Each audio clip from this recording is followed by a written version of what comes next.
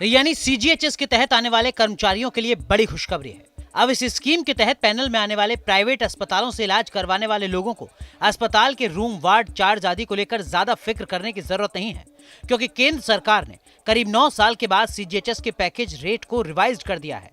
मतलब ये जो कैप पहले लगा था उसका दायरा बढ़ा दिया गया है। आप इसे साधारण भाषा में ऐसे समझें कि पहले किसी व्यक्ति को सीजीएचएस कार्ड पर किसी प्राइवेट अस्पताल में इलाज करवाना होता था तो इलाज का खर्च और पैनल में लगे कैप पैकेज, जिसमें रूम रेट की लिमिट, आईसीयू रेट लिमिट निर्धारित होती थी, उसमें अंतर होने पर जो बाकी का पेमेंट होता था वो जेब से करना पड़ता था। लेकिन केंद्र सरकार ने अब इस कैप को बढ़ा दिया है। सरकार ने इन रेट्स को मौजूदा वक्त में प्राइवेट अस्पताल में इलाज कराने लायक बना दिया है। इससे जहां देश के 42 लाख सीजीएचएस मेंबर्स को फायदा पहुंचेगा, तो वहीं इस स्कीम के तहत पैनल पर दर्ज अस्पताल भी अब इलाज करने में आनाकानी नहीं करेंगे। इस रिवाइज पैकेज रेट में ओपीडी से लेकर रूम रेंट तक सबके रेट बढ़ाए गए हैं। पहले सीजीएचएस के तहत आने वाले अस्पतालों में ओपीडी फीस 150 रुपए थी, अब इसे बढ़ाकर 350 रुपए कर दिया गया है। रिवाइज रेट के बाद केंद्र सरकार अब सीजीएचएस कर्मचारियों पर 240 करोड़ रुपए से 300 करोड़ रुपए तक का अतिरिक्त खर्च करेगी। आपको बताते हैं कि नए पैकेज रेट के तहत अब क्या दाम निर्धारित किए गए हैं। ओपीडी के लिए पुराने 150 रुपए को बढ़ाकर 350 रुपए कर दिया गया है। वहीं आईपीडी कंसल्टेशन का रेट भी 300 रुपए से बढ़ाकर 350 रुपए किया गया है।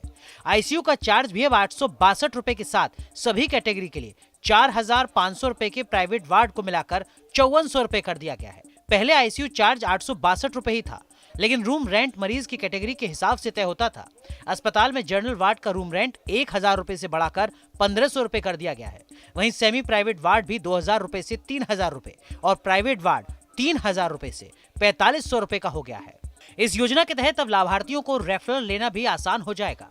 दरअसल पहले सीजीएचएस लाभार्थी को खुद सीजीएचएस वेलनेस सेंटर में जाकर अस्पताल के लिए रेफरल लेना पड़ता था, लेकिन अब इसमें कुछ बदलाव किए गए हैं। सीजीएचएस लाभार्थी अगर जाने में असक्षम है तो वो अपनी तरफ से किसी को वेलनेस सेंटर में भेजकर रेफरल ले सकता है।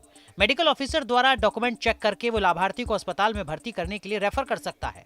इसके अलावा सीजीएचएस लाभार्थी वीडियो कॉल से भी अब रेफरल ले सकता है। आपको बता दें कि सीजीएचएस स्कीम से जुड़े स्टेक होल्डर्स की तरफ से सुझाव आए थे कि सीजीएचएस पैकेज रेट्स जो एक लंबे वक्त से रिवाइज नहीं हुए हैं, उनको रिवाइज करना चाहिए।